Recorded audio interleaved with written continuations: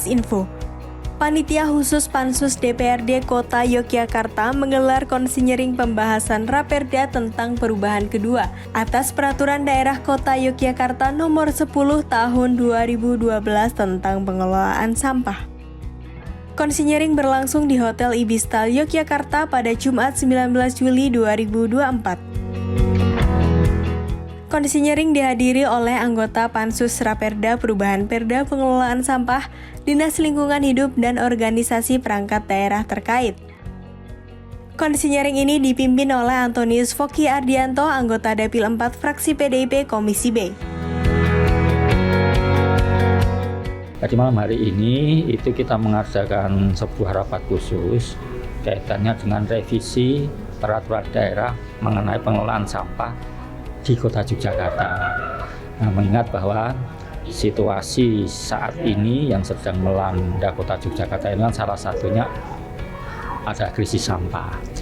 Nah, maka untuk kita ini menyelesaikannya secara komprehensif dan itu tidak parsial, kita akan mengamandemen yang namanya peraturan daerah tentang pengelolaan sampah itu, supaya apa yang nantinya kita lakukan ke depan dalam kerangka menyelesaikan problem yang ada di Kota Yogyakarta itu bisa atau ada cantolan hukumnya. Dan mengingat sekarang ini apa yang menjadi kebijakan Gubernur DIY bahwa desentralisasi sampah. Jadi itu dulu itu kan sampah kan yang mengelola adalah provinsi ya, melalui sebuah lembaga taktis yang namanya Katomantur. Nah, maka ketika Gubernur itu menyampaikan bahwa sekarang ini desentralisasi, maka aturan hukumnya harus dirubah ya, supaya apa yang menjadi persoalan kaitan dengan sampah itu bisa segera diselesaikan dengan baik. Dari hulu sampai hilir itu memang harus ada dasar hukumnya.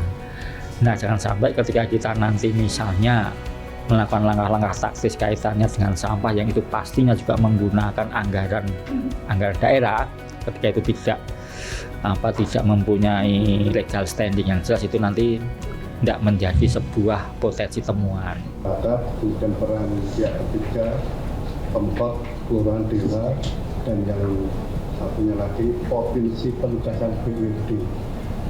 Karena tadi sudah ada diskusi apakah kalau penugasan terhadap BUMD itu seolah-olah melepas tanggung jawab pada pihaknya.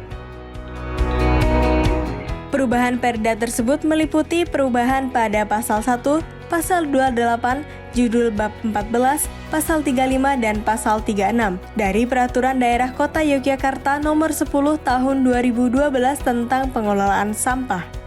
Dalam konsinyering ini membahas secara lebih mendalam mengenai Pasal 35 dan 36 terkait teknis yang akan dilakukan pemerintah mengenai pengelolaan sampah. Hal tersebut berupa kerjasama antar pemerintah daerah dan kerjasama dengan badan usaha milik daerah dalam pengelolaan sampah. Tentunya adalah terkait problematika sampah yang ada di Kota Yogyakarta. Itu karena kita tahu setelah adanya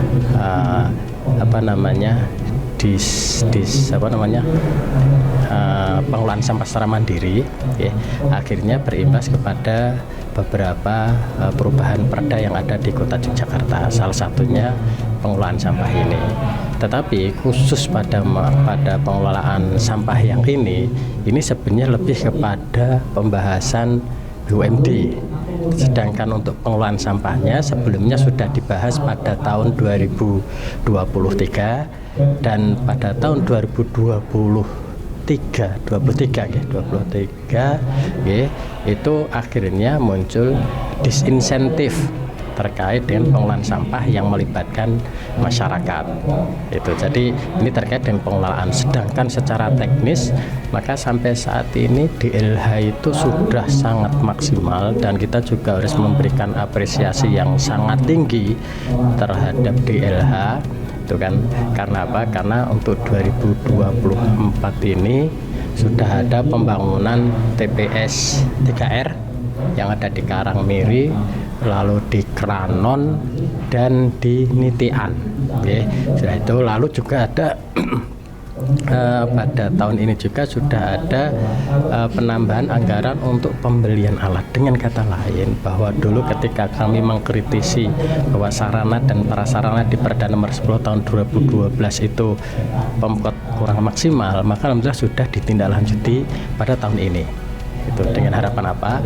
Dengan harapan akhirnya problematika sampah di Kota Yogyakarta ini bisa tertangani dengan baik. Nah, langkah berikutnya adalah ketika ini sudah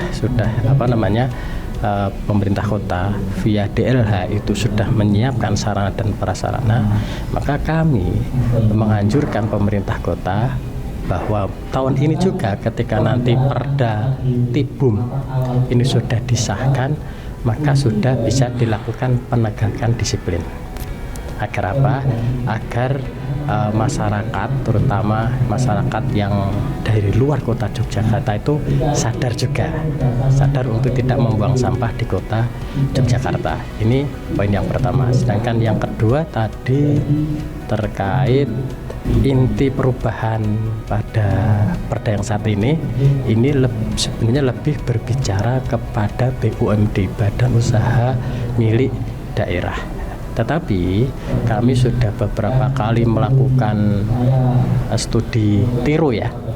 Studi tiru salah satunya di Bandung atau di mana kemarin saya lupa, bahwa kalau kita itu berbicara terkait BUMD pengelolaan sampah, kalau ini berujung pada profit income, maka ini kadang justru berbenturan dengan pelayanan yang ada di masyarakat. Itu karena apa? Karena kalau BUMD itu kan lebih pada profit income, bukan bicara pada pelayanan masyarakat. Sedangkan yang kami harapkan adalah bahwa bagaimana kita memaksimalkan pelayanan masyarakat terkait dengan problematika sampah yang ada di kota Yogyakarta. Ini yang kami pahami. Itu sehingga harapan ke depan mungkin ya perlu dikaji lebih matang lagi, apakah memang nanti bisa jadi ini wacana ke depan mungkin ada BUMD yang mengelola sampah yang akhirnya menjadi profit income, tapi ini harus dikaji lebih matang terlebih dahulu. Tapi saat ini fokus kami adalah bagaimana problematika sampah di kota Yogyakarta ini bisa selesai dan masyarakat sudah merasakan nyaman, ya, tidak ada lagi tsunami sampah, tidak lagi di mana-mana bau sampah, karena kalau ini masih terjadi, ini akan mengotori kota Yogyakarta sebagai kota pariwisata. DLH itu bisa nggak sistem pengelolaan keuangannya brut misalnya, gitu loh. Nah, jadi dia itu mengelola dari sumber retribusi sampah sendiri untuk dikelola sendiri. Pansus DPRD Kota Yogyakarta membahas secara teknis pengelolaan sampah di Yogyakarta. Salah satunya adalah perencanaan pembentukan UPT dan kerjasama dengan DLH. Demikian lintas info yang dapat kami sampaikan. Nuri dan Rizky melaporkan dari Hotel Ibistal Yogyakarta.